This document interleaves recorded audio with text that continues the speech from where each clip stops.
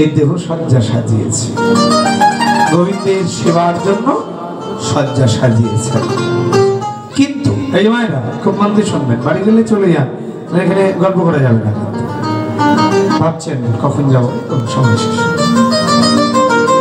রাধে রাধে, খুব মন দিয়ে শুনবেন। গ্রামে অল্প সংখ্যক মনে না, ছোট্ট গ্রাম তো, আপনার যে কয়েকজন আছেন একটু মনোযোগ দিন। বাইরের গুলো তো 12টা বাজলে চলে যাবে। বৃন্দাবনে ভগবান কৃষ্ণ যাওয়ার সময় রাধারানী ডাকলেন, আমার হৃদয় মন্দিরে এসো। কৃষ্ণ বললেন এখন নয়, কেশ ইশারা করে বললেন তুমি কুঞ্জ সাজাও, আসবো। তো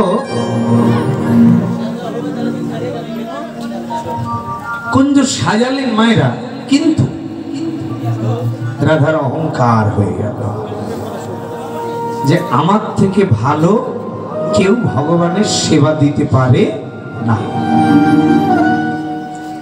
এই যে অহংকার, এই অহংকার যেন নাশ।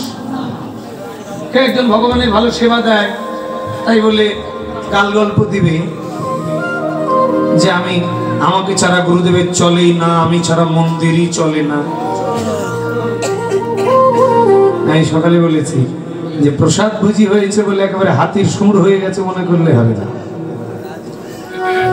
আমি হয়েছি, স্বীকৃতি ছিল, হ্যাঁ। এবার যারা হয়নি তাদের এমন ভালোবাসা দিবা যেন তোমার লাইনে তারা আসে। তুমি এদের হেদ ফেদ করলে হবে না। অহংকার যেন না আসে, সাবধান। দুটো জিনিস খেয়াল রাখবেন, এক হচ্ছে অহংকার যেন না আসে সেবা করতে গিয়ে, আর যারা সেবা করে না তারা যেন বৈষ্ণবদেরকে ঘৃণা না করে। দুটোকে ঠিক রাখবেন। আমি করতে পারি না, যে করছে তার প্রতি হিংসা করা যাবে না। আচ্ছা, অনেকে পৃথিবীতে আছে যে যারা করতেও পারে না, আবার অন্যজন করছে তা ওর সম্বন্ধে বদনাম করে বেড়াচ্ছে পাড়াতে। এতদিন ধরে মাছ মাংস খাইলো আবার মালা চপ, মানে ওর সম্বন্ধে বদনাম করে বেড়াচ্ছে পাড়াতে। খবরদার, সাবধান। বৈষ্ণব অপরাধ যদি তোমার একবার হয়ে যায় না, তাহলে আর এই জন্মে আর পাপ ক্ষমা হবে না। মনে রাখবা, পৃথিবীর সব থেকে বড় অপরাধ বৈষ্ণব অপরাধ। পৃথিবীর সব থেকে বড় অপরাধ বৈষ্ণব অপরাধ। এই জন্য বৈষ্ণবকে নিয়ে কটু কথা বলা যাবে না। আমি পারি না, আমার দৈন্যতা থাকবে, আবার যে পারলো তারও যেন দৈন্যতা থাকবে। আমি পারি না, আমার দৈন্যতা থাকবে, যে পারলো তারও দৈন্যতা থাকবে, দুটোই। এগুলো খুব সাবধান করতে হবে, সূক্ষ্ম বিষয়। রাধারানী কুঞ্জ সাজানোর পর ললিতাকে বলছে, দেখ না কি আলোকিত করেছে। শোন, আমি একটা গৌরব করে কথা বলতে পারি, আমার থেকে ভালো সেবা এই বৃন্দাবনে কেউ গোবিন্দকে দিতে পারে। অহংকার হয়ে গেল। ভগবান অন্তর্যামী জানতে পারলেন যে অহংকার হয়ে গেছে। জানাকে গল্প করে না, আমার মা মরলো, আমার মায়ের শ্রাদ্ধে 2 লাখ টাকা খরচ, বাজারে গিয়ে গল্প করছে, তাহলে হবে না। সেবা দেওয়ার পর অহংকার, দান করার পর অহংকার, কর্ম করার পরে অহংকার, তিনটাই খেয়াল রাখবেন। দান করলে যদি ভগবান ক্ষমা করত, তাহলে পৃথিবীর বড়লোক মানুষগুলোর বাবা মা মরে গেলে কোটি কোটি টাকা দান করে তার বাবাকে উদ্ধার করে ফেলতো। কিন্তু না, দান করলেই যে গ্রহণ হবে তা কিন্তু নয়। দানটা কিরকম করতে হবে? ও মায়েরা, 3 প্রকারের দান, রাজসিক, তামসিক, সাত্ত্বিক। রাজসিক দান কোনটা? রাজার মতো দান। এই আমার মায়ের নামে 10,000 টাকা নিয়ে ঘোষণা দিয়ে দে, এটা রাজা, মানে অহংকার যুক্ত দান। এই দান ভগবানের কাছে যাবে না। টোটালি একটা কথা মনে রাখতে হবে, কর্ম করো আর দানই করো, সেখানে যেন অহংকার মিশ্রিত না থাকে। রাজসিক কর্ম কোনটা? রাজার মতো কর্ম, অহংকার যুক্ত কর্ম। তাহলে রাজার মতো দান, রাজার মতো কর্ম, এই কর্ম এবং দানগুলো ভগবানের কাছে পৌঁছায় না। এগুলো রাজসিক দান বা রাজসিক কর্ম। 2 নম্বর কর্ম হচ্ছে তামসিক। তামসিক কর্ম বা তামসিক দান একই কথা। তামসিক দান কোনটা? একটা ইয়াং ছেলে প্রচুর টাকা কামিয়েছে, সভাপতি বানিয়ে দিয়েছে ছেলেটাকে দুর্গা মন্দিরে। হ্যাঁ, বন্ধু বান্ধব দুর্গা পূজার সময়, দোস্ত বন্ধু 5 বোতলের টাকা দে না। তার পকেট থেকে টাকা ছিল, 5 বোতলের টাকা দিয়ে তার বন্ধুদের দুর্গা পূজার মদ খেতে দিলে, এটা দান, কিন্তু এটা তামসিক দান, তামসা করতে দিলাম। বুঝলেন না? আনন্দ ফুর্তি করবার জন্য যে দানগুলো করা হয় এটাকে তামসিক দান বলা হয়। তামসিক। সাত্বিক, সাত্বিক কর্ম, সাত্বিক দান। সাত্বিক কর্ম কোনটি? সৎ পথে চলবে, সত্য কথা বলবে, সৎ কর্ম করবে, সৎ খাবার খাবে, এটি সাত্বিক কর্ম। সাত্বিক দান কোনগুলো? যেগুলো সৎ পথে ইনকাম করে সৎ জায়গায় দান। সৎ জায়গা কোনটা? একজন গরিব কাপড় পরতে পায় না, তাকে একটা কাপড় দান করলে। কেউ খেতে পায় না, তাকে খেতে দিলে। কেউ পড়াশোনা চালাতে পারছে না, তোমার প্রচুর টাকা, কোন একটা গরিব মেধাবী ছাত্রকে তুমি পরীক্ষার ফর্ম ফিলাপের টাকাটা দিয়ে দিলে, অথবা একটা গাইড কিনে দিলে, অথবা পূজার সময় একটা পোশাক কিনে দিলা। বলছে এগুলো সৎ জায়গায় সৎ পথে দান। কোথায় স্বর্গ কোথায় নরক কে বলে তা বহুদূর, মানুষের মাঝে স্বর্গ নরক, মানুষেতে ষোড়শূর। মানুষের মধ্যে দেবতা, মানুষের মধ্যেই অসুর আছে। তুমি যদি 50 জন মানুষকে ভালোবেসে মরো, 100 জন মানুষকে ভালোবেসে মরো, তাহলে তুমি যেদিন মরবে সেদিন ওই 100 জনের চোখে জল আসবে? ওই 100 জন তোমার জন্য প্রার্থনা করবে? বলছে ওই 100 জনের মধ্যে যদি একজনেরও চোখের জল তোমার জন্য ভগবান গ্রহণ করে নেয়, তাতেও তো তুমি মহাপাপী হলে ভগবানের চরণ পেয়ে যাবে। একজন আমার বাড়ির পাশে বারোগুড়িয়াতে এক দিদি ভাই মারা গেলেন। ওই পাড়ার যতগুলো মহিলা ছিল 150 সবাই কান্নাকাটি করছে। স্ত্রী, তিনি এত এত ভালো মেয়ে ছিলেন।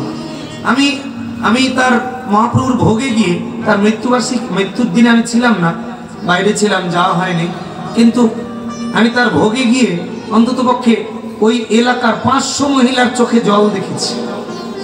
কেন? মেয়েটা এত ভালো ছিল, এত ভালো ছিল, কি এমন ভালোবাসা দিয়েছে। এই যে তোমার জন্য হাজার হাজার মানুষ কাঁদছে, এই চোখের জলে তুমি ভগবানের ভবনদী পার হয়ে যেতে পারবে। তাহলে কর্ম, এমন কর্ম করে যাও যেন তোমার এখানেও ভালো থাকবে, তুমি এই কর্মের দ্বারা ওখানেও ভালো থাকবে, তবেই তো তোমার মানব জন্ম সার্থক। এই জন্য রাধারানী কুঞ্জ সাজালেন, কিন্তু অহংকার হয়ে গেল, আমার থেকে ভালো কেউ সেবা দিতে পারে না। এই জন্য গোবিন্দ যেতে যেতে পথ চেঞ্জ করে ফেললেন। যাচ্ছিল কুঞ্জে, যাচ্ছিল রাত্রিবেলা, যেতে যেতে পথ চেঞ্জ করে ফেললেন, মোড় ঘুরিয়ে নিলেন। কার দিকে? আর একজন সখী বসে আছে, চন্দ্রাবলী, নয়নের জলে গোবিন্দ চরণের জন্য বসে আছে। কখন আমার গোবিন্দ আসবে? একদিকে প্রেম, একদিকে অহংকার। ও মায়েরা, চন্দ্রাবলী কাঁদছে নয়নের জলে, কখন আমার গোবিন্দ আসবে? আর রাধারানী অহংকার করছে। তাহলে গোবিন্দ যাবে কোন দিকে? চন্দ্রাবলীর কুঞ্জে আজকে চলে যাচ্ছে, চন্দ্রাবলীকে ধরা দিবে। চন্দ্রাবলী নয়নের জল নিয়ে বসে আছে, পদ্মাকে সঙ্গে করে পথের মাঝে বসে আছে। গোবিন্দ আসলেই তাকে ধরবো। নুপুরের রুনুঝুনু শব্দ শুনতে পেয়েছে, পদ্মা কান উড়িয়ে দেখছে গোবিন্দ আসছে, পথর মাঝে লুকিয়ে বসে আছে, গোবিন্দ আসলেই ধরবো। এমন সময় পদ্মা নুপুরের রুনুঝুনু শব্দ শুনতে পেয়ে বলছে, কে যায় বলো, কে যায়? এমন নুপুর বাজাই কে বাজাই গো, কে যায়, কে যায়, কে যায়?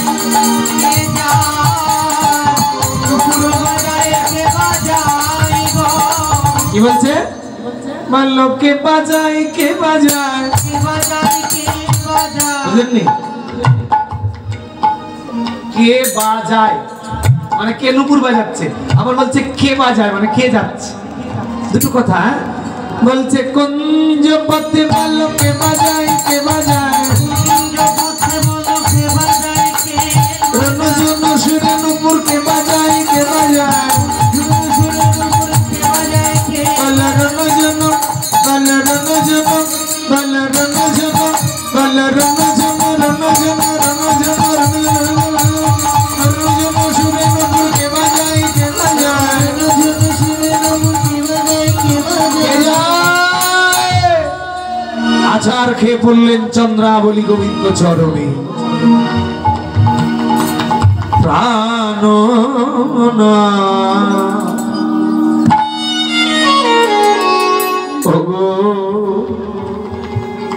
প্রাণ চন্দ্রাবলী গোবিন্দ চরণের নয়নের জল দিয়ে ধুইয়ে দিচ্ছেন, গোবিন্দের চরণ দুটি ধরে বসে আছে। গোবিন্দ তুমি প্রতিদিন এই পথ দিয়ে যাও, আমি তোমায় দেখতে পাই, আজকে পেয়েছি, আমি তোমায় ছাড়বো না। তুমি এই পথে নিতে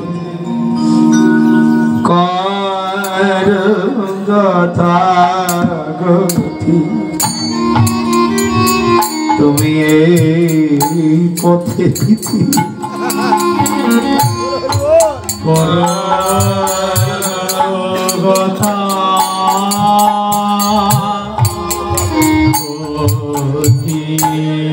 তোমার নুপুরের ধ্বনি শুনি। গোবিন্দ প্রতিদিন তোমার নুপুরের ধ্বনি শুনতে পাই, নুপুরের ধ্বনি শুনি। তুমি করো রাধার শনে বাস,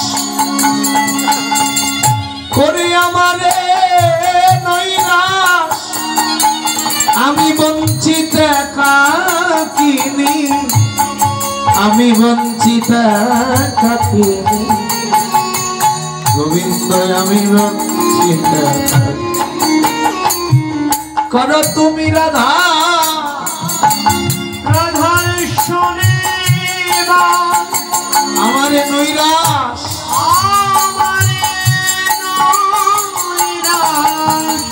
আমি বঞ্চিত একাকিনী, আমি বঞ্চিত একাকিনী। গোবিন্দ আমি বঞ্চিত একাকিনী, আমি কি তোমার চরণে এতটাই অপরাধী, আমি কি তোমার চরণে এতটাই অপরাধী, এ দেখো তোমার সেবায় করিব, তোমার সেবাই লাগবে নাকি, আমি কি তোমার চরণে। গোবিন্দ এতটাই অপরাধী, দেহ কি তোমার সেবা। গোবিন্দ এতটা অপরাধী তোমার চরণে আমি লাগবে নাকি, আমি কি তোমার চরণে এতটা অপরাধী, এতে হোক কি তোমার সেবা লাগবে নাকি।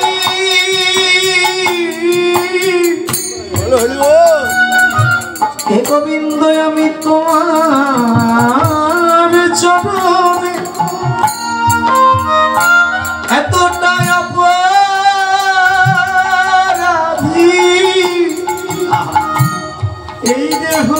তোমার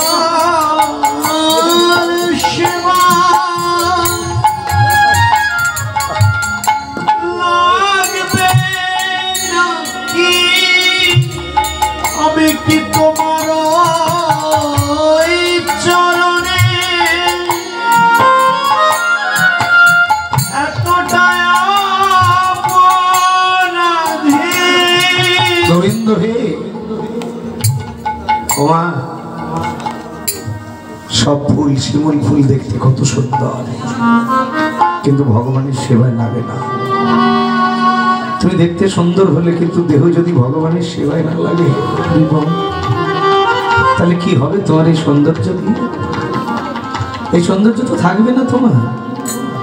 এই তো সেই দিন চলে যাবে যেদিন তোমার একেবারে বয়সের শেষ প্রান্তে।